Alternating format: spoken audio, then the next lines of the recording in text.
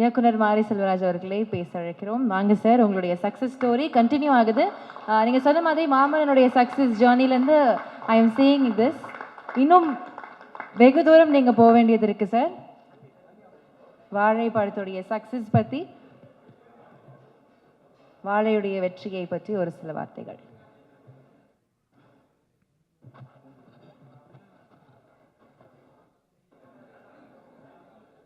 எல்லோருக்கும் வணக்கம்.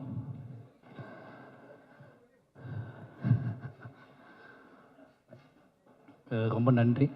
முதல்ல பத்திரிகை நண்பர்களுக்கும் மீடியா அத்தனை நண்பர்களுக்கும் ரொம்ப நன்றி. ஏன்னா எனக்கு ரொம்ப ஆச்சரியமாக இருந்துச்சு. இந்த விழா நடந்ததுலேருந்து தொடங்கினதுலேருந்து எல்லாருமே வேக வேகமாக பேசிட்டு போயிட்டாங்க. அதுக்கு ஒரே ரீசன் என்ன அப்படின்னா, அந்த படத்தை பற்றி தமிழ் சமூகம் தேவையான அளவு அதிகமான அளவே பேசிட்டாங்க அப்படிங்கிற ஒரு நம்பிக்கையில் தான் அவ்வளோ பேருமே வேக வேகமாக பேசிட்டு போயிட்டாங்க. முதல்ல நான் நன்றி சொல்ல வேண்டியது என் சக தமிழ் சினிமா திரையுலகத்துக்கு தான் சொல்லணும். ஏன்னா அந்த வாழை படத்தை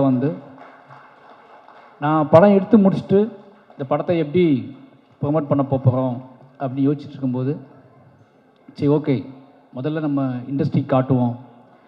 நம்ம இண்டஸ்ட்ரி நம்மளை விரும்பக்கூடிய நல்ல படங்களை ஆதரிக்கக்கூடிய இயக்குநர்கள்ட்ட காட்டுவோம், முதல்ல நடிகர்கள்ட்ட காட்டுவோம், நண்பர்கள்ட்ட காட்டுவோம். அதுக்கப்புறம் இந்த படத்தை அவங்க என்னவா பார்க்குறாங்கன்னு முடிவு பண்ணிட்டு நம்ம வேலையை ஸ்டார்ட் பண்ணணும்னு நினச்சேன். மாரி செல்வராஜ் அப்படிங்கிற என் மேலே நம்பிக்கை வச்சு நான் அழைத்ததற்காக தமிழ் சினிமாவில் நான் யாரெல்லாம் அழைச்சனோ அத்தனை பேருமே இந்த படத்தை பார்த்தாங்க.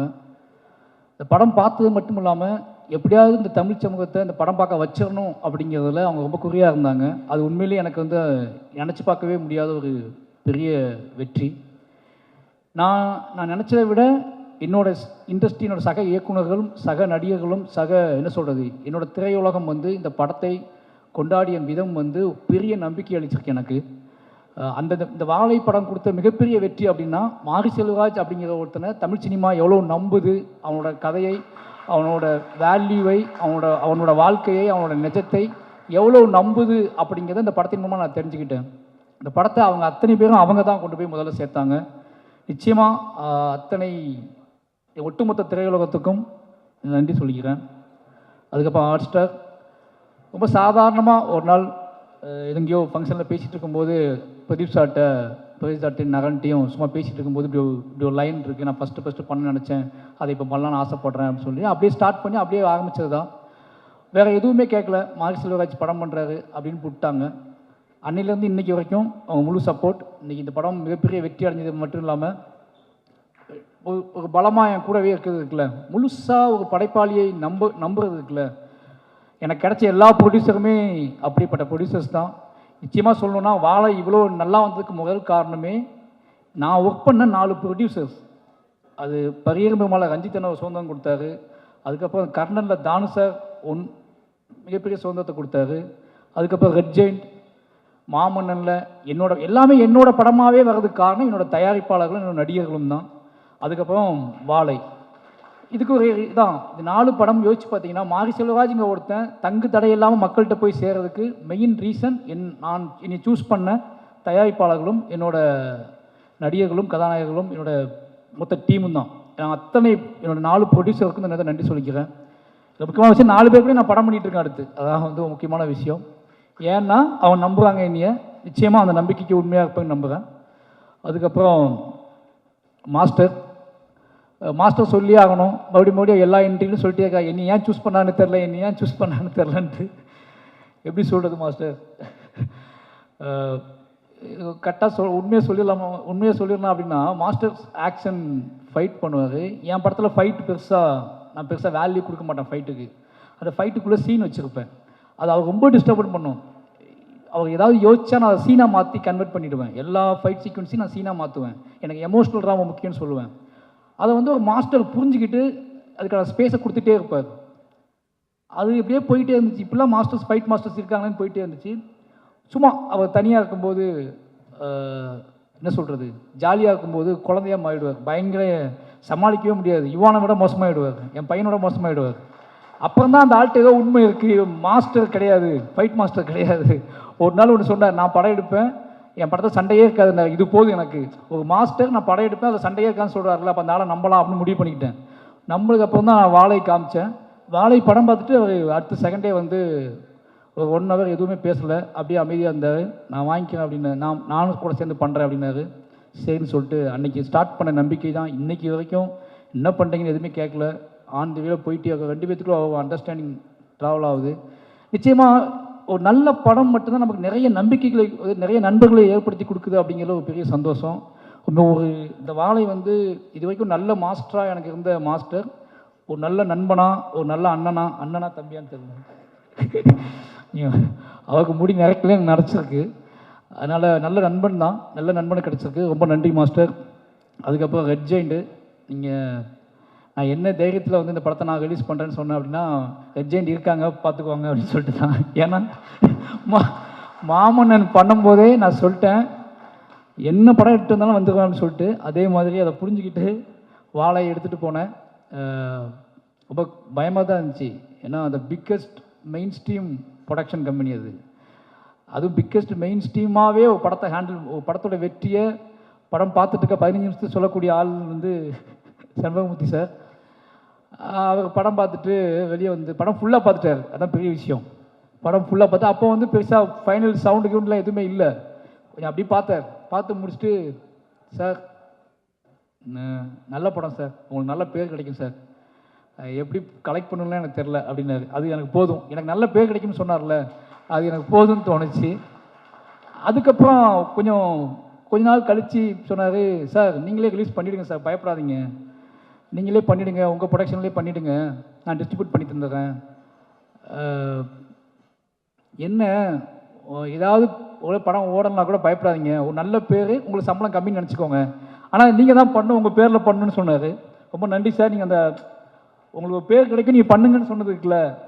ஒரு படம் ஒருவேளை மெயின் ஸ்ட்ரீமாக கலெக்ட் பண்ணலாம் அப்படின்னா விடுங்க, உங்கள் அடுத்த படத்தில் பார்த்துக்கலான்னு முடிவு பண்ணி பண்ணுங்கன்னு சொன்னார். ரொம்ப நன்றி சார் அந்த நம்பிக்கைக்கு. அதுலேருந்து தான் இது நம்மளே பண்ணலான்னு சொல்லிட்டு இறங்கணும். இந்த 3 பேரும் தான் முக்கியமான காரணம். இந்த 3 பேருமே முழுமையாக நம்பினாங்க. அதுலேருந்து அன்றைய நாள்லேருந்து இப்போ வரைக்கும் அவங்க தேட்டர் எனக்கு கொடுத்ததும் சரி, ஒவ்வொரு நாளும் எனக்கு ஃபோன் பண்ணி பேசினதும் சரி, இப்போது இந்த ஃபங்க்ஷன் வரைக்குமே என் கூட நிற்கிற ரெட் ஜெயினில் அர்ஜுனுக்கும் மூர்த்தி சாருக்கும் ராஜா மொத்த டீமுக்குமே ரொம்ப நன்றி.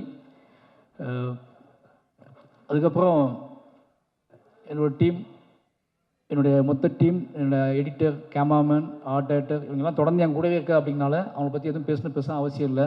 ஏன்னா என்னோடய ப்ராடக்ட், என்னோடய படத்தோட வெற்றியும் என்னோடய படத்தோட முழுமையும் தான் அவங்களோட பேர் சொல்லும். நான் ஒரு படத்துக்கு ஒருத்தரை பற்றி சொல்கிறத விட இந்த படத்துக்குள்ள நான் எவ்வளோ முழுமைக்காக நான் ஆசைப்பட்றேன், அதை எப்படி முழுமையான படமாக ஆடியன்ஸுக்கு கொடுக்க நான் வெறி பிடிச்சி அலையிறேன் அப்படிங்கிறத வச்சு என் கூட சேர்ந்து ட்ராவல் பண்ணுறேன். என்னோடய டீமுக்கு, என்னோடய உதவி இயக்குநர்கள், என்னோடய டெக்னீஷியன் டீம் எல்லாத்துக்குமே நன்றி. ரொம்ப முக்கியமாக என்னோடய நடிகர்கள் சொல்லணும். இந்த படத்தில் என்னோடய டீமோட நடிகர்கள் ரொம்ப முக்கியம். இந்த படத்தில் அத்தனை உழைப்பை போட்டிருக்காங்க. எல்லாத்துக்குமே எப்படி நன்றி சொல்லணும்னே தெரில. கலையரசனாக இருக்கட்டும், திவ்யாவாகட்டும், இப்போ அந்த பசங்க இருக்காங்கன்னா இவங்க 2 பேரும் நான் என்ன வேணாலும் பண்ணேன்னு முடிவு பண்ணி தான் எனக்கு சூஸ் பண்ணேன். ஓகேவா, படம் முடியும் போது நான் என்னவாக இருக்கணும், எப்படினாலும் இவனை வச்சு இந்த படத்தை எடுத்துடலாம் அப்படின்னு எனக்கு தெரியும். அதனால் சூஸ் பண்ணேன்.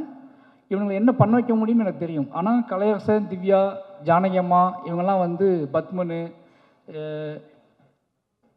இவங்க எல்லாத்தையுமே வந்து எனக்கு எப்படி ஒத்துக்கிட்டாங்க, ஒரு சினிமா ஆர்வத்தில் ஒத்துக்கிட்டாங்க. அதுக்கப்புறம் ஃபுல்லாக தாங்குவாங்களா தாங்க மாட்டாங்களா ஒரு பயம் இருந்துச்சு. பட் அவங்களுக்கும் ஜெயிக்கணும், ஒரு நல்ல படத்தில் இருக்கணும், நம்ம ஒரு அடையாளமாக மாறணும், சினிமாவில் நம்ம பேர் பதியப்படணும் அப்படிங்கிறது அவங்களுக்குள்ள இந்த தாகம் தான். கலையரசனாகட்டும், திவ்யாவாகட்டும், ஒரு சினிமாவை தாண்டி ஷூட் பண்ணும்போது படம் ரிலீஸ் ஆக வரைக்கும் அது சினிமானே தெரியாது. சினிமாவில் இப்போ எந்த ஒரு சினிமாவில் வந்து இப்படி சகதிக்குள்ளேயும் மண்ணுக்குள்ளேயும் சேருக்குள்ளேயும் போட்டு ஒரிஜினல் சுமையை தூக்கி வச்சு நடக்க வைப்பாங்க ஆர்டிஸ்ட்டுகளை. நிறைய அவங்கள துன்புறுத்தியிருக்கேன். நிறைய வந்து என்னோடய ஆர்டிஸ்ட்டுகளுக்கு எப்போ என்ன நடக்கும்னா, எனக்கு அவங்க சொல்லி புரிய வைக்க முடியாது எல்லா நேரத்துலையும். ஒரு படத்தோட வெற்றியில் நம்ம புரிய வச்சுக்கலாம்னு நினைப்பேன். ஒரு படத்தோட மக்களோட ஆதரவில், மக்கள் கொண்டாடுற விதத்தில் என்னோடய நடிகர்களுக்கு என்னோடய வேதனையோ என்னோட ஆசையோ எதையோ ஒன்று கடத்திடலாம்னு நினைப்பேன். அது என்னோடய எல்லா படத்துலையுமே நடந்திருக்கு. என்னோடய எல்லா படத்துலையுமே நடிகர்களோட எனக்கு முகன் வந்திருக்கு. ஆனால் என்னோடய படத்தோட வெற்றியும் அதோட மக்கள் கொடுக்குற கொண்டாட்டமும் தான் அதை மாற்றிருக்கு. அது பெரியர் பெருமாள்லேருந்து இந்த படத்தையும் நடந்திருக்கு. அப்புறம் நிக்கிலா விமலும் அப்படி தான். என்ன அப்படின்னா ஒரு ஒரு நடிகரை வந்து நம்ம வந்து அவங்க வேறு படத்துக்காக சூஸ் பண்ணது. நான் கர்ணனுக்கு பேசினது, அதுக்கப்புறம் மாமன்னன், அப்படியே பண்ணாமல் போய் வாழையில் போட்டு அவனுக்கு ஒரு சின்ன தயக்கம் இருந்துச்சு. ஏதோ சின்னதாக ஓட்டிட்டு ஏதோ படம் பண்ணுறா, நம்மளை போட்டு விட்டாங்க போல் அப்படின்னு சொல்லிட்டு டவுட் இருந்துச்சு. எனக்கு அதை சொல்லி புரிய வைக்க முடியல. இது சின்ன படம் இல்லை, இதுதான் என் வாழ்க்கையில் நான் எடுக்கணும்னு நினச்ச பெரிய படம்னு சொல்லி எனக்கு அவங்ககிட்ட சொல்லிட்டேன். ஒரு நாள் அவங்க நம்பி பண்ணாங்க. நிறைய என்ன சொல்கிறது, இந்த கதையை உள்வாங்கிக்கிட்டு ஓகே இது ஏதோ நடக்க போகுது இந்த படத்தின் மூலமாக நினச்சி நம்பினாங்க. நம்பி நிறைய பேர் கேட்டாங்க, இந்த இடத்துல சொல்லணும்னு நினைக்கிறேன், ஏன் அந்த கிளைமாக்ஸில் டீச்சர் வந்துக்கலாமேன்னு என்கிட்ட கேட்டாங்க. மொத்த மீடியாவுமே என்கிட்ட கேட்டுச்சு. எல்லா படம் பார்த்துட்டு பிடிச்சவங்கலாம் டீச்சர் எங்கே போனான்னு கேட்டாங்க. டீச்சர் டேட் இல்லை எனக்கு, ஓகேவா? ஏன்னா அந்த ஷூட் எடுத்ததே, அந்த கடைசி பாட்டு நான் எடுத்ததே மொத்த படமும் ஷூட்டிங் முடித்து எடிட் பண்ணி லாக் பண்ணி 1.5 வருஷம் கழிச்சு தான் எடுத்தேன். 1 வருஷம் கழிச்சு தான் அந்த ஷூட்டிங் எடுத்தேன். அந்த 2 நாள் ஷூட்டிங்கு ஏதோ முழுமை அடையாமல் இருக்குது. இந்த மொத்த படத்தையும் பார்த்துட்டு வெளியே போகிறவன் என்ன கொண்டு போவான், அவனை நான் எப்படி அவனுக்குள்ளே ஒரு இசையின் வழியாக அவனை செட்டில் பண்ணி அவனுக்குள்ளே எமோஷனில் கடத்தி வீட்டுக்கு போகும்போது அவன் வந்து இது ஒரு பாடலாக எடுத்துகிட்டு போகணும், வெறுமனே அழுகை எடுத்துகிட்டு போயிடக்கூடாது. ஒரு படம் முடிஞ்சு வெளியே போகிறான்னா அவன் இதை கலையாக எடுத்துகிட்டு போகணும், ஒரு பாடலாக எடுத்துகிட்டு போகணும், முணுமுணுத்துக்கிட்டே போகணும்னு ஆசைப்பட்டு தான் அந்த பாடல் 1 வருஷம் சந்தோஷம் ரொம்ப லேட்டாக தான் ஸ்டார்ட் பண்ணோம். இந்த படம்லாம் முடிஞ்சு இந்த பாட்டே இல்லை, பாதவத்தி சாங்கே இல்லை. ஒரு 1 வருஷம் கழிச்சு தான் அந்த பாட்டை நான் முடிவு பண்ணுறேன். அதுக்கு அவசரமாக ஷூட் பண்ண பிளான் பண்ணோம். படம் ரிலீஸுக்கு அவங்க டேட் இல்லை. நான் அதை ஷூட் பண்ண முடிவு பண்ணும்போதே அந்த அம்மா மடியில் சிவனஞ்சான் படுத்துப்பான், அது டீச்சர் மடியில் தான் படுத்துக்கணும்னு நான் ஆசைப்பட்டு ஷார்ட் யோசிச்சிருந்தேன். ஒருவேளை அது நடந்திருந்தால் இன்றைக்கி நிறைய பேர் கேட்ட கேள்விகளுக்கும் மோசமான சில விஷயங்களுக்கெல்லாம் வந்து பதில் சொல்கிற மாதிரி இருந்திருக்கும். அந்த ஷார்ட் நான் எடுத்திருந்தோம்னா அது மிஸ் பண்ணிட்டேன். என் லைஃப்பில் ரொம்ப நான் வருத்தப்பட்டது வந்து அதுக்கு தான். என்னோடய ஆசிரியர் அந்த இடத்துல இல்லாமல் ஏன்னா இருந்தாங்க, ஒரு நிஜ வாழ்க்கையில் இருந்தாங்க. நிஜ லைஃப்பில் நிஜ கதையில் இன்னும் அத்தனை ஆசிரியர்களுமே அத்தனை பிணங்களும் அத்தனை உடல்களும் அடக்கம் செய்யும் வரைக்கும் என்னோடய ஒட்டுமொத்த டீச்சரும் அந்த இறுதி நாள் அந்த வாழை தோப்புக்குள்ளே உட்காந்துருந்தாங்க. அவ்வளோ பேருமே அழுதுகிட்டு. என்னோடய அத்தனை ஆசிரியர்களுக்கும் நேரத்தை நன்றி சொல்லிக்கிறேன். அது தவிர்க்க முடியாத காரணத்தினால அந்த இடத்துல நான் ஆசிரியர் வைக்க முடியல.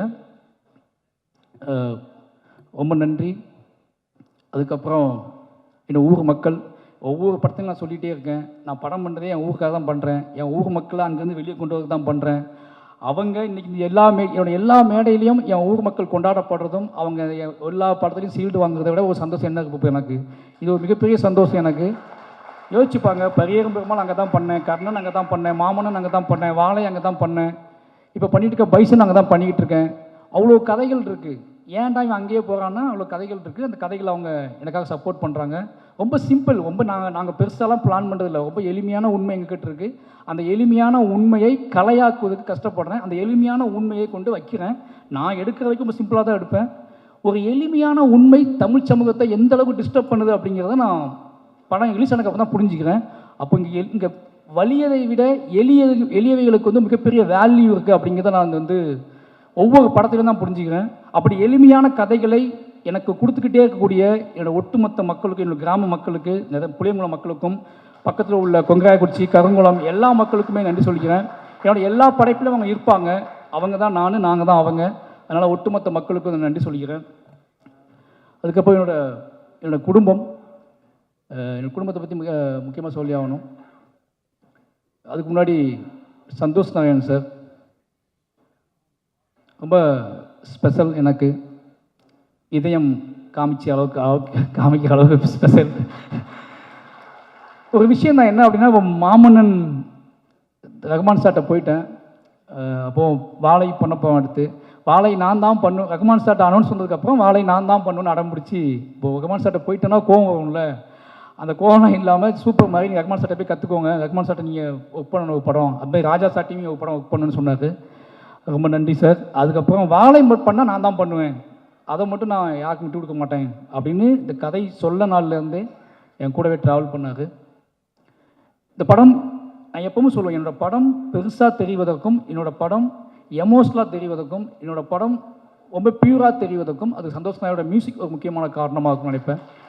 ஏன்னா நான் ரொம்ப இசையின் வழியாகவே வளர்ந்த பையன். எனக்கு வந்து சொல்லிக் கொடுக்கறதுக்குலாம் ஆள் இல்லை ஊரில். எங்கேயோ தூரத்தில் கேட்ட பாடல் வழியாகவே என்னோடய கதையெல்லாம் நான் உருவாக்கிக்கிட்டே இருந்தேன். எனக்கு அங்கே டிவி பார்க்கலாம் டைம் இருக்காதுல்ல. அப்புறம் காட்டில் பாட்டு கேட்டுகிட்டே இருப்பேன். அந்த பாட்டு வழியாக தான் என்னோடய காதலை, என்னோடய கஷ்டத்தை, என்னோடய அண்ணன் தம்பி பாசத்தை, இதெல்லாமே பாட்டை வச்சு நான் யோசிச்சுட்டே இருப்பேன். அதனால் எனக்கு இசை ஆல்ரெடி எனக்குள்ளே இசை தான் எனக்குள்ளே ஒரு நான் நடனம் ஆட ஆரம்பித்தேன். அப்போ இசை தான் என்னோடய பூர்வீகம். இசைக்குள்ளே தான் நான் பிறக்க ஆரம்பித்தேன். இசையிலேருந்து தான் இதை நான் கண்டுபிடிக்க ஆரம்பித்தேன். அப்போது ஒரு நல்ல மியூசிக் டைரக்டரோட ஒரு நல்ல வேல்யூ கிடச்சா பயங்கரமாக இருக்கும். எனக்குள்ளே இருக்கிற என்னோடய விஷுவல்ஸை, என்னோடய ஷார்ட்டை நான் எடுப்பதற்கும் நம்பி எடுப்பதற்கு வந்து சந்தோஷ் சார் மியூசிக் ஒரு முக்கியமான காரணம். ஏன்னா நீங்கள் யோசிக்கவங்களேன், நான் எல்லா படத்துக்குமே பாட்டு எடுத்துகிட்டு தான் மொத்த படத்தையும் எடுத்துகிட்டு தான் அவர்கிட்ட போவேன். நான் என்னோடய ஒட்டுமொத்த படத்தையும் எடுத்து முடிச்சு தான் அவர்கிட்ட போவேன். அவர் நம்பிக்கை தான், அது கரெக்டாக மேட்ச் ஆகி வந்துடும். யோசிப்பாங்களேன், ஒரு வருஷம் கழிச்சு பாதவத்தி பாட்டு பண்ணுறோம் 2 பேரும் சேர்ந்து. அந்த பாட்டு வேணும்னு 2 பேரும் முடிவு பண்ணுறோம். அந்த பாட்டை டக்குன்னு யோசித்தோடனே இந்த பீட்டில், இந்த எமோஷ்னலில் இதை வெளியே போகிற ஒருத்தன் சும்மா பேசணும். நாங்கள் அன்றைக்கி பேசினது தான் இது. சார் அழுது படம் விழுந்துட்டான், எல்லாம் அழுதுட்டு இருப்பாங்க, என்ன பண்ணலாம் இவங்களை, எப்படி இவங்களை வெளியே படம் முடிஞ்சிச்சுன்னு எப்படி சொல்கிறது அப்படின்னு கேட்கும்போது ஒரு பாட்டு இசை கேட்குறாங்க. இசை முடிஞ்சால் படம் முடிஞ்சிட்டு அவங்க நம்புவாங்க. அப்போ நம்ம இசையை கிரியேட் பண்ணுவோன்னு சொல்லி தான் பாடல் ரெடி பண்ணோம். நான் நம்பினேன். இந்த பாட்டு ஓடும்போது எந்திரிச்சு போயிட்டா என்ன பண்ணுறதுன்னு ஃபீல் பண்ணேன். எந்திக்க மாட்டாங்கன்னு நிறைய பேர் சொன்னாங்க. சரி பார்ப்போம் அப்படின்னு வெயிட் பண்ணேன். மூர்த்தி சார் எந்திக்கல ஃபஸ்ட்டு அப்போது எந்திக்க மாட்டாங்க போலக்கு யாருமே அப்படின்னு நினச்சி முடிவு பண்ணேன். ஃபஸ்ட்டு எந்திக்காத ஆடியன்ஸ் மூர்த்தி சார் தான். அவ்வளோ பக்கத்தில் நான் உட்காந்து என் கையை வந்து அவர் மேலே வச்சுருந்தேன். அதனால் எந்திக்கலான்னு தெரில. ஆனால் ஃபஸ்ட்டு நாள் நான் படம் பார்க்க போயிருக்கேன் திருநெல்வேலியில். அப்போ தான் அந்த பயம் எனக்கு இருந்துச்சு. இந்த பாட்டு ஆரம்பிக்கும் போது எந்திரிச்சு போயிட்டாங்கன்னா எனக்கு அதை ஜீர்ணிக்கவே முடியாது. அது முழுமையாக வெற்றி அடைஞ்சால் கூட அதை கொண்டாட முடியாது அப்படின்னு பயத்திலே இருந்தேன். ஏன்னா என் ஊர் எப்படி யோசிப்பாங்க, திருநெல்வேலியில் 700 பேர் உட்காந்துருக்காங்க, கத்தி கத்தி கத்தி கத்தி கத்தி உட்காந்துருக்காங்க, அதுக்கப்புறம் அமைதியாக அழுது உட்காந்துருக்காங்க. அவங்களெலாம் கண்ட்ரோல் பண்ண முடியாது. ஆனால் அந்த 700 பேர் அப்படியே உட்காந்துருந்தாங்க. அன்னைக்கு தான் எனக்கு வந்து அப்போ நான் முடிவு பண்ணேன், இந்த மக்களுக்கு எவ்வளோ பிரச்சனை வந்தாலும் சரி, யார் என்ன சொன்னாலும் சரி, இந்த மக்களுக்கு நம்ம ஆர்ட் ஃபார்மை கொடுத்துக்கிட்டே இருக்கணும். என்ன சொன்னாலும் சரி, என்னை பற்றி என்ன பேசினாலும் சரி, என்னை பற்றி என்ன புரிதலை கிரியேட் பண்ணாலும் சரி, என்னை பாராட்டவும் முடியாமல் திட்டவும் முடியாமல் தவிச்சாலும் சரி, நான் என்னோடய வேலைங்கிறது என் மக்களுக்கு கலையின் வழியாக யோசிச்சுப்பாங்களேன். என்னோட அம்மா அப்பாவை, என்னோடய அண்ணன் தம்பியை, என் ஊர் மக்களோட கண்ணீரை 30 வருஷம் கழித்து கலையாக்குவதற்காக நான் வந்திருக்கேன். அதை கலையாக்குறேன் அப்படின்னா அது எதையும் நினச்சில்ல, எதையாவது என் மக்களுக்கு என்ன சொல்கிறது, இப்படியே வாழ்ந்து இப்படியே செத்து போகிறோம், இப்படியே சண்டை போடுறோம், இப்படியே வாழ்ந்துட்டுருக்கோம்னு இல்லாமல் நம்ம படுற எல்லாத்தையுமே ஒரு படைப்பாகவும் இத்தனை கோடி மக்களுக்கும் கடத்த முடியுங்க நம்பிக்கை கொடுக்கறது இருக்குல்ல, அது ரொம்ப எனக்கு அதுவே போதுமானது எனக்கு. அதனால் எனக்கு ஒட்டுமொத்த நம்பிக்கையும் கொடுக்கறது இந்த மாதிரியான மூமெண்ட்ஸ் தான். ஒரு சாதாரண யாரோ எங்கே இருக்க ஒருத்தர் வந்து என்னை கைப்பற்றி பேசுகிறது இருக்குல்ல, அது அதை விட என்னோட பெருமை. என்கிட்ட வந்து பெருமை இல்லைன்னு சொல்லுவாங்க. என்னோட பெருமையை காட்டட்டுமா? 2 பேர் தான் என்னோட பெருமை. புரியுதா? ஒருத்தன் ஆடு மேய்ச்சி, அதாவது நீ பெருமையை பேசுடா, உன்னோட என்ன பெருமையே இல்லையா, என்னால் இப்படி காட்டிகிட்டே இருக்க, கூலியாக காட்டுற, தொழிலாளியாக காட்டுற. என் கதை, நான் கூலியாக தான் இருந்தேன், தொழிலாளியாக தான் இருந்தேன், சாப்பாட்டுக்கு வழி இல்லாமல் தான் இருந்தேன். திருப்பி நீ வந்து போன் 30 வருஷம் முன்னாடி அவன் பாட்டன் முப்பாட்டம் வாழ்ந்தான், அவனை பற்றி எடுனா நான் ஏன் எடுக்கணும்? அவனை பற்றி எனக்கு அவனுக்கு என்ன பஞ்சாயத்து இருக்குது, என்ன பிரச்சனை இருக்குது? அவனை எடுத்து காட்டி எனக்கு என்ன ஆக போகுது? எனக்கு நான் தான் பெருமை. என்னோட கண்ணீரும் என்னோட கவலையும் நான் ஆட்பாம மாற்றினல, அதுதான் என்னோட பெருமை. எனக்கு அப்புறம் அதே ஊரில் இருந்து 2 பேர்த்த கூட்டி வந்து இந்த மேடையில் நிப்பாட்டியிருக்கேன்ல, இதுதான் என்னோட பெருமை. ஓகேவா? இவன் 2 பேர்த்த உருவாக்குவான், இவன் நிச்சயமாக 2 பேர்த்த உருவாக்குவான். இன்னும் இத்தியான மனிதர்கள் உலகளாவி போய்கிட்டே இருப்பானுங்க. இன்னைக்கு வந்து கனடாவில் இருந்து அமெரிக்காவில் வந்து பேசுகிற தமிழர்கள், அந்த பையன் கூட நீங்கள் எப்போவாது வெளிநாட்டுக்கு வந்தீங்கன்னா அந்த பசங்களை விட்டு வந்துடாதீங்க, கூட்டிட்டு வாங்கன்னு சொல்கிறாங்கல்ல, இதுதான் எங்களோட வெற்றியாக நாங்கள் பார்க்குறேன். எனக்கு என்ன அப்படின்னா, இது ஏன் இவ்வளோ சொல்கிறேன் அப்படின்னா, எனக்கு ரொம்ப முக்கியம் வந்து என்னை தொந்தரவு செய்வது. இப்போ வந்து நான் உள்ள என்ட்ரியான உடனே ஒருத்தர் பேமாட்டேங்குது, பிரபல நண்பர் தான் அவர் கேட்டார், எல்லாத்துக்கும் பதில் சொல்லுவீங்களான்னு கேட்டார். எல்லா படமும் வெற்றி அடையுது, ஓகேவா, மக்கள் கொண்டாடுறாங்க, முன்னாடி ஒரு 500 பேர் நின்றுட்டு நிறைய கேள்விகளை உருவாக்குறாங்க. அந்த 500 பேரும் என்னை பின்வாங்க வைக்கலாம்னு நினைக்கிறாங்க. நிச்சயமாக சொல்கிறேன், நான் முட்டி மோதி நிறைய இலக்குகளை தாண்டி வந்திருக்கேன். என்கிட்ட விடாப்புடியான நான் சொல்லியே தீர வேண்டிய கதைகள் இருக்குது. நான் அத்தனை கதைகளையும் எப்படியாவது மூச்சு முட்டி சொல்லிட்டு தான் நான் போவேன். ஓகேவா? நான் போகலான்னு முடிவு பண்ணும்போது, நான் கிளம்பலான்னு முடிவு பண்ணும்போது நான் நிறைய பேர்த்த உருவாக்கியிருப்பேன். அவங்க சொல்ல ஆரம்பிப்பாங்க. இது மாற முடியாது. வாழையை சொல்லிட்டேன் அப்படிங்கிற ஒரு சந்தோஷம் எனக்கு. வாழை எங்களோட பெரிய உழைப்பு, எங்களோட பெரிய நம்பிக்கை. ஏன்னா எங்கள் அம்மா அப்பாவுங்கிறத நன்றி சொல்லி ஆகணும். அவங்க ஒன்று சொன்னாங்க என்கிட்ட, எங்கள் அம்மா சொன்னாங்க, வாழை படம் எடுக்க போவேன்னு சொன்ன உடனே, இந்த ஒரு படம் நீ சந்தோஷமாக இருக்கலாம்ல, இந்த படம் ரிலீஸ் ஆகும், இது நம்ம கதை, நம்மளோட வாழ்ந்த கதை, உன்னோட சொந்த கதை, உன்னோட அழுகையும் கண்ணீரும், இது யாருமே எந்த டிஸ்டர்ப் பண்ண மாட்டாங்கல்ல, பார்ப்பாங்க அப்படியே போயிடுவாங்கல்லன்னு நான் சொன்னேன் அவங்கக்கிட்ட. இல்லைம்மா, அப்படிலாம் போக மாட்டாங்க, எடுக்கிறது உன் பையன், என்ன வேணாலும் கண்டுபிடிப்பாங்க, என்ன வேணாலும் பேசுவாங்க. ஓகேவா? ஏன்னா நான் சாதாரண ஆள் இல்லைன்னா நினைக்க ஆரம்பிச்சிட்டாங்க. ஓகேவா? ஆமாம், நான் அசாதாரணமான ஆள் தான். ஏன்னா 30 வருஷம் அந்த மண்ணுக்குள்ளேருந்து உயிரை பிடிச்சிக்கிட்டு ஓடி வந்திருக்கேன். 30 வருஷம் அங்கேருந்து ஓடி வந்து அதே வழியை திருப்பி கடத்துவதற்கு, திருப்பி கொண்டு வந்து சேர்ப்பதற்கு நான் அவ்வளோ மெனக்கிடுறேன். அதனால் நான் எல்லா வலிமையும் என் மக்கள்கிட்ட தான் எடுத்துகிட்டு வரேன். இன்றைக்கி நான் மட்டும்தான் நான் உழைக்கலை, என் மக்கள் என்னை நம்பி என் கூடவே நின்று எனக்காக அவங்க படுற கஷ்டம் இருக்குல்ல, உழுனா உழுறாங்க, பாயினா பாயிறாங்க, செமனா செமக்குறாங்க, அழுனா அழுறாங்க, உடனா உடைக்கிறாங்க, இத்தனை வலிமையும் உருவாக்கியிருக்கேன். இது ரொம்ப எமோஷ்னலாக உண்மையால் கட்டப்பட்ட ஒரு கலை. அதை நிச்சயமாக வாழை எனக்கு கொடுத்துருக்கு. வாழை கொடுத்துற பெரிய நம்பிக்கை அதுதான். ரொம்ப ரொம்ப யோசிக்கவே முடியல. இப்போ பிரதீப் சார் சொன்னார்ல, நாங்கள் நினச்ச வெற்றியை விட இது பெரிய வெற்றின்னு. இப்போ மற்றவங்க பேசிட்டு போனாங்க, அவங்களால அந்த வெற்றியை கரெக்டாக சொல்ல முடியல. எனக்கு வீட்டுக்குள்ளே அடைச்சி வச்சு வெற்றின்னு சொல்ல நம்புவீங்களா? இந்த மற்ற படத்துக்கு மாமன்னனுக்கு நான் ஒரு இப்போ மாமன்னன் ரிலீஸ் வெற்றி ஆகும்போது, கர்ணன் வெற்றி ஆகும்போதுலாம் நான் ப்ரொடியூசர்ஸை பார்ப்பேன், ஜாலியாக பேசுவேன், அவங்க கூட சுற்றிக்கிட்டே இருந்தேன். ஆனால் வாழை இவ்வளோ வெற்றி ஆனோடனே நான் வீட்டுக்குள்ளேயே தான் உட்காந்துருந்தேன். எங்கேயுமே போகல, யார் கூடயும் பெருசாக பார்க்கல, சும்மா அங்கங்கே வெளியே போயிட்டு வந்துட்டு வீட்டுக்குள்ளே தான் உட்காந்துட்டு இருந்தேன். ஏன்னு கேட்டால், இந்த வெற்றியை என்னால் ஹேண்டில் பண்ணவே முடியல. அவ்வளோ நடுக்கமாக இருந்துச்சு எனக்கு. ஏன்னா வந்த பதில்கள்லாம் அப்படி வந்துச்சு. இந்த படம் பார்த்துட்டு என்னை பேசினவங்க, இந்த படம் பார்த்துட்டு என்னை அழைச்சவங்க, இந்த படம் பார்த்துட்டு என்னை பார்க்கணுன்னு துடித்தவங்க, இந்த படம் பார்த்துட்டு என்னை தேடி பிடிச்சி என் வீட்டு கதவை தட்டினவங்க, என் கைகளை பற்றி கொண்டவங்க, இவ்வளோ மனிதர்கள், இத்தனை மனிதர்கள் இருக்காங்க, இத்தனை கோடி மனிதர்கள் இருக்காங்க, இவ்வளோ பேர் ஒரு நிஜத்தை இப்படி எடுத்துக்கிறாங்க அப்படிங்கிற ஒரு நம்பிக்கை இருக்குல்ல, இது ஒரு மிகப்பெரிய நம்பிக்கையை கொடுத்துருக்கு. ஒட்டுமொத்த தமிழ் சமூகத்துக்கும் இந்த வாழை டீமுக்காக நன்றி சொல்லிக்கிறேன். ஏன்னா இது எனக்கான மட்டும் நம்பிக்கை இல்லை, எனக்கு பின்னாடி நிறைய அசிஸ்டன்டேட்டர்ஸ் இருக்காங்க. குட்டி குட்டியாக தன்னோட கதையை வச்சுக்கிட்டு சினிமா பார்த்து சினிமா பண்ணாமல் தன்னோட கதையை, தன்னோட எமோஷனில் தனக்கும் தன்னோட அம்மாவுக்கும் நமக்கும் உள்ள உறவை, தன்னோட அப்பாவுக்கும் நமக்கும் உள்ள உறவை, நான் வாழ்ந்த சமூகத்துக்கும் நமக்குள்ள உறவையே கதை பண்ணலாம் அப்படிங்கிற நம்பிக்கையை, இப்போ இவர் சொன்னார்ல திங்மிஸ் சந்தோஷ், என்கிட்டையும் ஏன் வாழை கதை கேளுங்க அப்படின்னு டைரக்டர்ஸ் சொல்கிறாங்க. என்கிட்டையும் வாழை இருக்குங்க, என்கிட்டையும் வாழை இருக்குது. அப்படிங்கிறது வாழை இல்லை, எங்கிட்டையும் இத்தனை பியூராக உண்மையாக ஒரு கதை இருக்குது அப்படிங்கிறது அதோட மீனிங். அப்படி எல்லாரும் பேச ஆரம்பிச்சிருக்காங்க அப்படிங்கிறது ஒரு மிகப்பெரிய சந்தோஷம். ரொம்ப முக்கியமான சொல்ல வேண்டிய விஷயம் ஒன்று தான், எதை சொல்கிறேன். நான் வாழை சம்மந்தமான மற்ற கேள்விகள் நான் பதில் சொல்ல விரும்பலை. ஆனால் ஒரு விஷயம் சொல்ல விரும்புகிறேன் இந்த நேரத்தில். என்ன அப்படின்னா, நிறைய பேர் வாழை சம்மந்தமாக இல்லை நாங்கள் எங்களை காட்டலை, எங்களை மிஸ் பண்ணிட்ட இயக்குனர் அப்படின்னு சொன்னாங்க. அப்படிலாம் ஒன்றும் இல்லைங்க.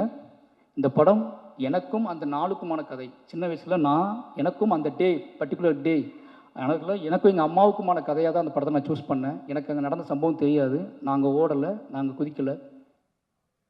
ஆனால் இந்த படத்தை பதிவு பண்ணது மூலமாக இஸ்லாமிய தோழர்கள் தான் இந்த மக்களை காப்பாற்றினாங்க, உண்மை வெளியே வந்திருக்குல்ல, அது எனக்கு போதுமானது. அந்த உண்மையை நான் இப்போ சொல்கிறேன். ஏன்னா அன்னைக்கு நடந்தப்போ இஸ்லாமிய தோழர்கள் காப்பாற்றினாங்க. ஜாதி மதம் எதுவும் இல்லாமல் பக்கத்தில் உள்ள பேரூர், பேட்மா நகரம், இது எல்லாமே நான் சொல்லக்கூடாது, இன்றைக்கி ஒட்டுமொத்த மக்களும் சொல்கிறாங்கல்ல, எனக்கு அது ஒரு பெரிய சந்தோஷம். ஏன்னா அந்த கதை என்னோடே முடிஞ்சு போயிடுச்சு.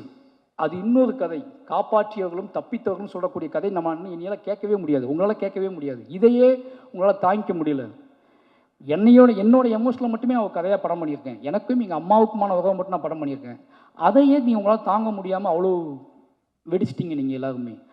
அந்த சம்பவம் நடக்கும்போது காப்பாற்றினவங்களும் தப்பித்தவர்களும் உசுறு துடிச்சிக்கிட்டு இருந்தவங்களும் அதை நான் கதையாக பண்ணேன் அப்படின்னா அது வேற. அப்படியே அந்த நாளில் 30 வருஷம் கழித்து ஒரு மேடை போட்டு அன்றைக்கி நன்றி சொன்னாங்களா என்னன்னு தெரியாது. 30 வருஷம் கழிச்சு இந்த மேடையில் என் ஊர் மக்களை வச்சுக்கிட்டே சொல்கிறேன், அன்றைக்கு எங்கள் மக்களை காப்பாற்றிய அத்தனை நண்பர்களுக்கும் நன்றி, அத்தனை இஸ்லாமிய நண்பர்களுக்கும் நன்றி, ஜாதி மதம் இல்லாமல் அத்தனை தமிழ் சமூக மக்களுக்கும் நன்றி. அந்த நன்றியையும் அதை சொல்வதற்காகத்தான் நாங்கள் கிளம்பி வந்தோம். அதை ஒரு படம் பண்ணியிருக்கேன். அந்த படத்தின் வழியாக இந்த படத்தோட வெற்றி தான் உங்களுக்கான நன்றி. இதை நான் பகிரங்கமாகவே சொல்கிறேன். அன்னைக்கு தப்பிச்சவங்களும் இந்த படத்தில் நடிச்சிருக்காங்க. அவங்க மூலமாகவும் உங்களுக்கு இந்த நன்றி சொல்லிக்கிறேன். கடைசியாக என்னோட மனைவி திவ்யா, ஒவ்வொரு கதை பண்ணும்போதும் இந்த படம் ரிலீஸ் ஆகும்போதும் இது என்ன மாதிரியான டிபேட் உருவாக்கும், யாரெல்லாம் என்னெல்லாம் பேசுவாங்க அப்படின்னு ஒரு பயம் அவங்களுக்கு இருந்துகிட்டே இருக்கும். அது என்னோட தனிமையெல்லாம் அவங்களுக்கு பயம் கொடுக்கும். என்ன யோசிக்கிறான், என்ன பண்ணுறான், இது எப்படி ஹேண்டில் பண்ண போகிறான் அப்படின்னு சொல்லி நான் சொல்லுவேன். நான் மக்களை நம்புகிறேன். மக்கள் ஒரு பெரும்பான்மையான மக்கள் சத்தத்தில் இந்த குட்டி குட்டியான விஷயங்கள்லாம் மறைஞ்சு போயிடும், நீ வெயிட் பண்ணுன்னு சொல்லுவேன். அப்படி ஒவ்வொரு படத்துலையும் நடக்கும். அதுக்கப்புறம் அவங்க புரிஞ்சுக்குவாங்க. இன்றைக்கி வரைக்கும் நான் எந்த கதை சூஸ் பண்ணாலும், எந்த மாதிரியான என்னோடய ஒர்க் ஸ்டைலை மாற்றிக்கிட்டாலும், நான் வீட்டுக்கு போனாலும் சரி, போகலனாலும் சரி, கார்த்திகை பகலாக உழைச்சாலும் சரி, அதை புரிஞ்சுக்கிற ஒரு மனைவி கிடைக்கிறது பெரிய விஷயம். அப்படி இந்த படத்தோட ப்ரொடியூசராக அவங்க ஆகி என்ன சொல்கிறது, என்னையை ஃப்ரீயாக பேச விடுன்னு என்னை மேடையில் ஃப்ரீயாக பேச அனுமதின்னு சொன்னால் நான் இப்போ தான் பேசுவேன்னு சொன்னேன். வந்து நன்றின்னு சொல்லிட்டு போயிட்டாங்க. நிறைய பேசுவேன்னு நினச்சேன், உன்னைய பேசலை. ஏன்னா அவங்க அவ்வளோ இந்த வெற்றியில், என்னோடய வெற்றியில் அவங்களுக்கு முக்கியமான ஒரு பங்கு இருக்குது. ஏன்னா அது சாதாரண விஷயம் இல்லை. என்னால் அது எப்படி சொல்கிறேன்னு தெரியல. எனக்கு ஒரு கலைஞனுக்கு தான் கூட வாழ்கிறவங்க, தன்னை காதலிக்கிறவங்க கொடுக்குற சுதந்திரம் இருக்குல்ல, அது ரொம்ப அலாதியானது. இந்த ஒட்டுமொத்த மாரி செல்வராஜ் அப்படிங்கிற ஒட்டுமொத்த வெற்றியோட வேர் எங்கே இருக்குன்னா அது என் மனைவிக்கிட்ட தான் இருக்குது. அவங்களுக்கு எனக்கு ரொம்ப நன்றி சொல்லிக்கிறேன். அதுக்கப்புறம் என்னோடய குடும்பம், முக்கியமாக என்னோடய மனைவியோட அம்மா மங்கேக்கரசி, அவங்க டீச்சர். அதுக்கப்புறம் தங்கச்சி சொர்ணா. ஏன் சொல்கிறேன் அப்படின்னா, நாங்கள் 4 பேரும் ஒரே வீட்டில் தான் வாழ்கிறோம். ஒருத்தனை புரிஞ்சிக்கிறது இருக்குல்ல, ஒரு படைப்பாளனை பக்கத்துலேருந்து பார்த்து புரிஞ்சிக்கிறது இருக்குல்ல, அது ரொம்ப முக்கியமான விஷயம். நான் இவ்வளோ கட்டற்று என் வேலையை பார்ப்பதற்கு அவங்க முக்கியமான காரணமாக்குவாங்க. அவங்களுக்கு நன்றி சொல்லிக்கிறேன். ஏன்னா அவங்க சொல்லுவாங்க, திவ்யா மாரியை டிஸ்டர்ப் பண்ணாத, மாரியை வேலை பார்க்குறான், அவனை டிஸ்டர்ப் பண்ணாதன்னு சொல்லுவாங்க. அந்த ஒட்டுமொத்த குடும்பமே என் மேலே வச்சுக்க நம்பிக்கையும். ஏன்னா எங்கள் ஒரு யாருன்னு தெரியாத ஒரு பையன் காதலிச்சு கல்யாணம் பண்ணி உள்ளே வரான். அந்த காதலை நிரூபிப்பதற்காக நான் வேலை செய்ய ஆரம்பிக்கிறேன். அந்த காதல் வந்து ஒரு மகத்தான இடத்தை அடைவது அப்படிங்கிறது இந்த மேடையில் தான் அடையுது. ஏன்னா ஒரு காதலை நிரூபிப்புங்க சாதாரண விஷயம் கிடையாது. நீங்கள் வாழ்நாள் ஃபுல்லாக நிரூபிச்சுட்டே இருக்கணும். நம்ம தமிழ் சமூகத்தில் ஒரு பெண்ணின் மீதான காதலை நிரூபிப்பது வந்து ரொம்ப சாதாரண விஷயம் கிடையாது. என்ன சொல்கிறது, அவ்வளோ கஷ்டமான விஷயம். அப்படி என் காதலை நிரூபிப்பதற்காகவே தொடர்ந்து என்னை இயங்க விடுற என்னோடய ஒட்டுமொத்த குடும்பத்துக்கும் ரொம்ப நன்றி. இப்போ எங்கள் அண்ணன், என் ஃபேமிலி எல்லாத்துக்குமே நன்றி. ஏன்னா நான் ரொம்ப நேரம் பேசுறதுக்கான காரணம் என்ன அப்படின்னு, ரொம்ப நேரம் பேசக்கூடாதுன்னு நினச்சி தான் வந்தேன். ஆனால் ஒவ்வொருத்தர் முகமாக வர ஒரு நான் லீனியரில் எனக்கு போய்கிட்டே இருக்குது. திடீர்னு ஒருத்தர் முகம் கிராஸ் ஆகுது, திடீர்னு ஒருத்தர் வராது, ஒரு கேள்வி வருது, ஒரு ட்விட்டரில் ஒரு ஃபேஸ் வருது, அப்போ என் ஃபேமிலி தெரியுறாங்க, என் குழந்தை தெரியுது. பட் எல்லாத்துக்குமே நன்றி. ரொம்ப முக்கியமான விஷயம் என்னென்னா, மாரி செல்வராஜ் அப்படிங்கிற ஒருத்தனை முழுமையாக நம்பலாம் அப்படிங்கிற இடத்துக்கு தமிழ் சமூகம் வந்திருக்குல்ல, இதுதான் என்னோட பெரிய வெற்றியாக நான் பார்க்குறேன். ஏன்னா ஒருவேளை இந்த படத்துலேயும் நிறைய பிரச்சனைகள் இருக்குது அப்படின்னு சொல்லக்கூடியவங்க என்ன சொல்கிறேன், எஸ் எனக்கு அவங்க வேணும். ஏன்னா அவங்களையும் கைப்பற்றுறது தான் என்னோட நோக்கம். அவங்களையும் கைப்பற்றுறதுக்கான படங்களை எடுக்க ட்ரை பண்ணுவேன். ஏன்னா இங்கே கலையால் சாத்தியம் இல்லாத எதுவுமே கிடையாது. இன்றைக்கி இல்லைனாலும் என்னைக்காவது அத்தனை மக்களையும் நான் வென்றே தீருவேன் அப்படிங்கிற நம்பிக்கை எனக்கு இருக்குது. ஏன்னா அவ்வளோ வேலைகள் இருக்குது, அவ்வளோ படங்கள் இருக்குது. நிச்சயமாக நான் என் மீதான பார்வை மாறும். என்னை பற்றி யோசிக்கிறதுக்கு கொஞ்சம், என்னை பற்றி பேசுகிறதுக்கு முன்னாடி ஒரு யோசனை வரும். மாரி செல்வராஜுங்க அவன் யாருன்னு தெரிஞ்சுக்கிறதுக்காக எடுக்கப்பட்ட படம் தான் வாழை. இதுலேயும் அவங்களுக்கு குழப்பம் இருக்குன்னா திருப்பி நான் எடுப்பேன். திருப்பி எடுத்து நிரூபிக்க ட்ரை பண்ணிகிட்டே இருப்பேன். வாழை 2 வரதுக்கும் வாய்ப்பு இருக்குது. வாய்ப்புங்களா சார்? பிரதீப் சார் தூங்கிட்டாருன்னு நினைக்கிறேன். ஏன்னா அதான் சொல்ல வேண்டிய கதை நிறைய இருக்குது. சும்மா வாழை 2 வரும். வாழை நான் வந்து அது சிவனஞ்சனை வச்சே எடுப்பேன், பொன்வேல் வச்சே எடுப்பேன். ஏன்னு கேட்டிங்கன்னா, இதுக்கு பின்னாடி ஒரு கதை இருக்குல்ல, அது உங்களை இன்னும் பயங்கரமாக என்னை புரிஞ்சுக்கிறதுக்கு வழிவகுக்கும். ரொம்ப நன்றி. மறுபடியும் சொல்கிறேன், என்னோடய மீடியா நண்பர்களுக்கு ரொம்ப நன்றி சொல்லி ஆகணும். ஏன்னா தொடர்ந்து அவங்க ஏதோ வகையில் எனக்கு தெரியும் இன்றைக்கி மீடியாங்கிறது பத்திரிகைங்க அப்படிங்கிறது எவ்வளோ பெரிய பயத்தை ஏற்படுத்தியிருக்கு ஒவ்வொரு நடிகருக்கும் ஒவ்வொரு கலைஞர்களுக்கும். ஒவ்வொரு பேசும்போது மேடையில் பேசும்போது உங்களுக்கு விஷயம் தெரியுமா, முன்னெல்லாம் சென்சார் மண்டையில் ஓடிக்கிட்டே இருக்கு. நம்ம என்ன வார்த்தை யூஸ் பண்ணுறோம், நம்ம தப்பாக எதுவும் பேசக்கூடாது. இப்போ நான் பேசின எந்த வார்த்தையே இத்தனை கேமாவும் டைட்டிலாக போட போகிறாங்க அப்படிங்கிற விஷயம் வரைக்கும் மண்டையில் ஓடுது. ஓகேங்களா, நான் ஒன்று சொல்கிறேன், அதுதான் அந்த பயம் ரொம்ப முக்கியமானது தான். நம்மளை ஒட்டுமொத்த மக்கள்கிட்ட கொண்டு போய் சேர்த்துக்குவாங்க. நீ தப்பாக பேசினாலும் சரி சரியாக பேசினாலும் சரி மக்கள்கிட்ட கொண்டு சேர்த்துருவாங்க அப்படிங்கிற பயம் இருக்குல்ல, அது ரொம்ப முக்கியமானது. இத்தனையும் தாண்டி பரியன் பெருமாள் எப்படி ஃபஸ்ட்டு ப்ரெஸ் ஷோ முடிஞ்சு வெளியே வரும்போது என்னை கட்டி அணைச்சாங்களோ, அதே மாதிரி வாழை முடிஞ்சு வெளியே வரும்போது அவங்க கட்டி அணைச்சி அன்னைக்கு தெரிஞ்சு எனக்கு நாம் மறுபடியும் ஒரு இன்னும் வேகமாக ஓடுவதற்கான ஒரு நாளாவது நாள் அமைஞ்சிடுச்சு. அதனால் மீடியா நண்பர்களுக்கும் நன்றி. கடைசியாக என்னை உருவாக்கிய என்னுடைய இயக்குனர் ராம் சார், ஏன்னா இது அத்தனைக்கும் அவர் ஒரு பொறுப்பு. ஒரு மனுஷனை, ஒரு பையனை அப்படியே அடியிலேருந்து பிடிங்கி எடுத்துகிட்டு வந்து அவனாவே வளர விடுறது இருக்குல்ல, அது ரொம்ப அசாதாரணமானது. எல்லாம் என்கிட்ட கேட்பாங்க, உங்கள் இயக்குனர் அவர் வேறு ஸ்டைலில் படம் எடுக்கிறாங்க, நீ வேறு ஸ்டைலில் படம் எடுக்கிறீங்கன்னு கேட்பாங்க. அவர் என்னைய தத்துவங்களை எனக்கு போதிச்சு அந்த தத்துவத்தின் வழி உன் வாழ்க்கையை நீ படம் பண்ணுறா அப்படின்னு சொல்லி கொடுத்ததுக்குல அது ரொம்ப முக்கியமானது. இல்லைனா நான் என்ன பண்ணி எனக்கு தெரியாது. இத்தனை படங்கள் காத்திரமாக ஆகிறதுக்கு காரணம் என்னோடய இயக்குனர் தான். அதுக்கு பிறகு ரஞ்சித் அண்ணன், இவங்க 2 பேரும் என்னோடய வாழ்க்கையில் முக்கியமான ஆட்கள். ரீசன் ஒன்லி எனக்கு இவங்க சுதந்திரத்தை பொதிக்கக்கூடிய ஆட்களாக இருக்காங்க. ஏன்னா நீ பண்ணுறா இவ்வளோதான் அவங்க சொல்கிற வார்த்தை. இந்த 2 பேர்த்துக்கும் என்றைக்குமே என்னோடய மேடையிலும் என்னோட படைப்புகள்லையும் அத்தனையிலுமே இவங்களுக்கு முக்கியமான பங்கு இருக்கும். கடைசி என்னோடய டீம் அசிஸ்டன்ட் டைரக்டர்ஸ், அதுக்கப்புறம் லிரிக்கிஸ்ட் யுகபாரதி அண்ணன், விவேக், இவங்க 2 பேருக்கும் ரொம்ப நன்றி. ஏன்னா இந்த பாடல்களை மிகச்சிறப்பாக அவங்க எழுதி கொடுத்தாங்க, அவங்களுக்கு தெரியும். என்னையை நேசித்து அவங்க எழுதுவாங்க, அவங்களுக்கு இந்த நேரத்தில் நன்றி. கடைசி என்னுடைய உதவி இயக்குநர்களை பற்றி சொல்லணும் அப்படின்னா ரொம்ப முக்கியமான விஷயம். நிறைய பேர் வருவாங்க போவாங்க போயிட்டே இருப்பாங்க. நான் ஒன்றே தான் சொல்லுவேன். ஏன்னா நான் ரொம்ப பிரச்சனை என்ன தெரியுமா, நான் எங்கள் டைரக்டர்கிட்ட ரொம்ப எமோஷ்னலாக வளர்ந்த ஒரு பையன். இதுக்கப்புறம் அசிஸ்டன்ட் டைரக்டர்ஸ்க்கு அந்த எமோஷனல் வருமானம் எனக்கு தெரியாது. ஆனால் நான் எங்கள் டைரக்டரோட 15 வருஷம் அது ஒரு தாய்மகன் உறவுலேயே இருந்தது. நிறைய சண்டை போட்டுக்குவோம். ஆனால் எனக்கு அவர் தான் அப்படிங்கிற நம்பிக்கை எனக்கு இருந்துச்சு, அவருக்கு இவன் தான் அப்படிங்கிற நம்பிக்கை அவருக்கு இருந்துச்சு. ஆனால் சண்டை போட்டுகிட்டே இருப்போம், பேசுவோம், பேசாமல் இருப்போம். ஆனால் என்னோடய அடையாளம் அவர் தான் அப்படிங்கிறத நான் உறுதியாக நம்பினேன். அதுக்கு உண்மையாக அப்படியே வளர்ந்த பையன் அப்படிங்கனால என்னோடய உதவிக்கிட்ட கொஞ்சம் நான் அதிகமாக எதிர்பார்ப்பேன். அந்த உழைப்பை அவங்களும் போடுவாங்க. அப்படி என்னோடய தொடர்ந்து எல்லா படத்துலையும் போட்டுட்ருக்காங்க. நிச்சயமாக அவங்களையும் ஒரு முக்கியமான இடத்துக்கு நான் கூட்டிகிட்டு போவேன் அப்படின்னு நம்புவேன்.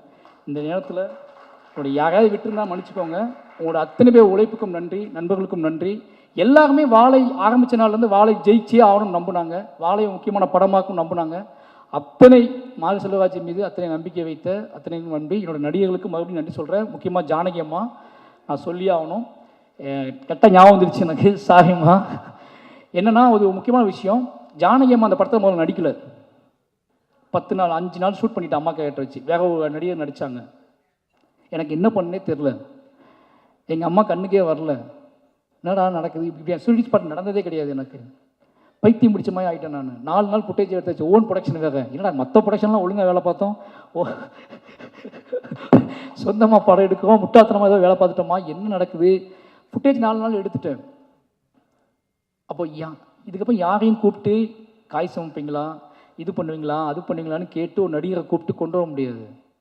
கண்மூடித்தனமாக நம்பி ஜானகி அம்மா கூப்பிட்றா அப்படி கூப்பிட்ட நடிகை தான் அவங்க. ஏன்னா எனக்கு பெரிய மால் கர்னல்லாம் அவங்க தெரியும். ஜானகி அம்மாவை கூப்பிட்றா பார்த்துக்கலாண்டா அப்படின்னு சொல்லி அவங்களும் வந்தாங்க. ஸ்பாட்டில் தான் வர்றாங்க. ஸ்பாட் 4 நாள் எடுத்தாச்சு. அவங்கள்ட்ட சொல்கிறேன், அம்மா இது மற்ற படத்தில் கொஞ்சம் கஷ்டமாக இருக்கும், நீங்கள் ஓகேவா? Okay sir. ஏன்னா அவங்களுக்கு என்னை பிடிக்கும். எனக்கு நிறைய முத்தம் கொடுத்த ஒரு நடிகை, என்னை நிறைய கையை பிடிச்சிட்டு அழுத ஒரு நடிகை. இவங்கள மாதிரியான அன்பில் தான் நான் பயங்கர ஸ்ட்ராங்காக மாறுவேன். அதனால் அவங்க நம்பினாங்க, நம்பி அதுலேருந்து ஸ்டார்ட் பண்ணோம். நிச்சயமாக சொல்கிற ரொம்ப கஷ்டப்படுத்தியிருக்கேன். ஏன்னா வாழைத்தார் சமைக்கணும், தண்ணிக்குள்ளே சகதிக்குள்ள, இதெல்லாம் தாண்டி அவங்களுக்கு தோணியிருக்கும்ல, சும்மா காய் சமைக்கிறோம் சண்டை போடுறோம், நிறைய தார் சமைக்கிறோம், நமக்கு இந்த படத்தில் அப்படி ஏதாவது கிடைக்குமா அப்படி யோசிக்கும்போது இந்த கிளைமாக்ஸ் போர்ஷன் அவங்கள்ட்ட சொன்னேன், அம்மா இதுதான் நீங்கள் தான் இந்த படம் இனிமேல் இந்த படத்தை உங்கள் கையில் கொடுக்குறேன் அப்படின்னு சொல்லி நிச்சயமாக அவங்க என்ன சொல்கிறது, எங்கள் அம்மா அழும்போது நான் ஓடிட்டேன்ல நிஜ வாழ்க்கையில். இப்போ நான் எப்படி அழுவாங்கன்னு பார்க்கணும் உட்காந்து ஷார்ட்டில் கேமரா வச்சு பார்த்துட்ருக்கேன். அப்போ நான் எவ்வளோ சொல்ல முடியுமோ சொல்லிட்டேன். என்னென்னமோ சினிமா ஒரு டைரக்டராக ஒரு ஆர்டிஸ்ட்டுக்கு என்ன கடத்த முடியுமோ அதை நான் கடத்திட்டேன். பட் என்ன ஆனாலும் அவங்களுக்குள்ளே ஒன்று வெடிச்சாதான் அது நடக்கும். ஒரு இயக்குனரால் என்ன பண்ண முடியும், ஒரு இயக்குனரால் இப்படி பண்ண முடியும், அப்படி பண்ண முடியும், உளுந்து புரண்டு என்ன பண்ணாலும் ஒரு வெடி அவங்களுக்குள்ள வெடிக்கலைன்னா அது நடக்காது. என்னன்னாலும் பிளாஸ்டிக்காக தான் இருக்கும். அப்போ அந்த வெடியை வெடிக்க வைக்கிறதுக்காக நான் அவங்க கூட பேசிகிட்டே இருந்தேன், முரண்பட்டேன். அவங்க கூட நான் வந்து ஒரு காத்திரமாக வச்சுக்கிறேன். ஏன்னா எனக்கும் எங்கள் அம்மாவுக்கும் ஒரு சண்டை நடக்குது. எனக்கும் எங்கள் அம்மாவுக்குமான முரண். எங்கள் அம்மாவை தவறாகவே புரிந்து கொண்ட ஒரு நாள். எங்கள் அம்மாவை இவங்க இத்த மாதிரி ஒரு தாய் கிடையாது உலகத்தில், இவங்களுக்கு பிள்ளையாக பிறந்துட்டோமே நினச்ச ஒரு நாள் அது. அதனால் அந்த காத்திரமான சிந்தனையை வச்சுக்கிட்டு தான் இவங்க ஹேண்டில் பண்ண அன்றைக்கி ஃபுல்லாகவே. அதை அவங்கள ஹர்ட் பண்ணிருமோன்னு பயம் இருந்துச்சு. ஏன்னா ஆர்டிஸ்ட்னா ஒரு டைரக்டர் இவ்வளோ இதாக ரூடாக ஹேண்டில் பண்ணுறேன்னு நினச்சக்கூடாதுல்ல. ஆனால் அன்றைய நாள் அப்படி நடந்துக்கிட்டேன் அந்த வெடிக்க வைக்கிறதுக்காக. அது வெடிச்சிச்சு. அவங்க எப்படி சொல்கிறது, இந்த ஒரு நாள் மட்டும்தான் எங்கள் அம்மாவோட அழுகை நான் பார்த்தல என் வாழ்க்கையில். அந்த நாள் எங்கள் அம்மா எப்படி அழுதுப்பாங்க அப்படிங்கிறத என்னை பார்க்க வச்சு வெக்கி தலைகுனியே வச்சாங்க. நான் தலையை குனிஞ்சிக்கிட்டேன். ஏன்னா நான் பார்த்ததே இல்லை எங்கள் அம்மா. அன்றைய நாள் எங்கள் அம்மா எப்படி அழுதாங்க நான் பார்த்ததே இல்லை. பட் அதை அன்றைக்கி சீன் நடித்து முடித்த உடனே நான் மானிட்டரில் தலை குனிஞ்சு தான் உட்காந்துட்டு இருந்தேன். ஏன்னு கேட்டால் எங்கள் அம்மா நினச்சி பார்க்கும்போது இதுக்கு மேலே அவங்க அழுதுப்பாங்கல்ல அப்படின்னு நினைக்கும்போது இல்லை, என்ன சொல்கிறது, ஒரு மனசுக்குள்ளேயே நான் மன்னிப்பு கேட்டுவிட்டேன் எங்கள் அம்மா கிட்ட. அந்த நடிப்பை கொடுத்த எங்கள் அம்மா கிட்ட மன்னிப்பு கேட்க வச்ச மனசுக்குள்ளேயே ஒரு கலங்கம் கேட்குறதுக்குல, மன்னிச்சுக்காங்கம்மான்னு சொல்கிறதுக்குல. எங்கள் அம்மா என்றைக்குமே மன்னிச்சுக்காமன்னு சொன்னதே கிடையாது, இப்போதைக்கும் சொன்னது கிடையாது. ஆனால் மானிட்டர் முன்னாடி இவங்க முன்னாடி தான் நான் சொன்னேன், அம்மா மன்னிச்சுக்கோங்கன்னு சொன்னேன். ரொம்ப நன்றிம்மா. உங்களோட இதுக்கு எனக்கு எப்படி சொல்கிறதே தெரில. ஒரு பையனா சின்ன வயசில் நம்ம ஏன் இவங்களுக்கு பிள்ளையாக பிறந்தோம், நமக்கு மட்டும் ஏன் அம்மா அப்பா எப்படி இருக்காங்க, நம்மளை மட்டும் ஏன் இப்படி கொடுமைப்படுத்துறாங்க, நம்மளை மட்டும் ஏன் புரிஞ்சிக்க மாட்டேன்றாங்கன்னு சின்ன வயசில் பெத்த தாயின் தகப்பனையும் புரிந்து கொள்ளாமல் அலைந்த அந்த புரிதலுக்காக ஓடி வந்து 30 வருஷத்தில் கலையின் வழியாக என் அம்மாவுக்கும் எனக்குமான உறவை புரிந்து கொண்டதற்கு, அதை படைப்பாக மாற்றி கொடுத்ததுக்கு, எங்கள் அம்மா அதை இப்போ ஏற்றுக்கொண்டதுக்கும் இந்த கலை தான் காரணம். இந்த கலைக்கு எப்போவுமே உண்மையாக இருப்பேன். எல்லாத்துக்கும் நன்றி. தேங்க்யூ.